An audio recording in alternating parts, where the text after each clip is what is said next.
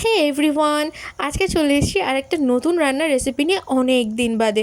আজকে না আমি একটা ডিম ভাপার রেসিপি তোমাদের সাথে শেয়ার করব। আসলে চিকেন মাটনের থেকেও কিন্তু আমার ডিমটা বেশি ফেভারিট, দ্যাটস ওয়াই ডিম নিয়ে এক্সপেরিমেন্ট করতে আমার বেশ ভালো লাগে। তো চলো বাটি ভাপার ডিমের রেসিপিটা শেয়ার করি। ছোটো ছোটো বাটিতে ডিমগুলোকে দিয়ে তার উপর দিয়ে একটু গোলমরিচ আর লবণ দিয়ে সেগুলোকে অল্প জলে ভাপাতে দিয়ে দিয়েছিলাম। আর কেটে নিয়েছিলাম পেঁয়াজ, লঙ্কা, টমেটো সব কিছু। আর কিছুটা টমেটো আর পেঁয়াজ আমি জিরে আর লঙ্কার সাথে পেস্টও করে নিয়েছিলাম।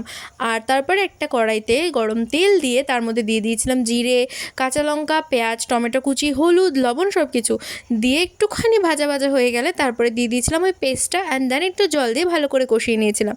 ঠিকঠাকভাবে কষা হয়ে গেলে দিয়ে দিলাম লঙ্কার গুঁড়ো অ্যান্ড দেন দিলাম টমেটো কেচাপ, যাতে করে গ্রেভির টেস্টটা একটু টকটক আসবে। আর তারপরে জল দিয়ে ডিমগুলো দিয়ে ভালো করে ফুটিয়ে গরম মশলা দিয়ে নামিয়ে দিলে রেডি হয়ে যাবে ডিম ভাপা।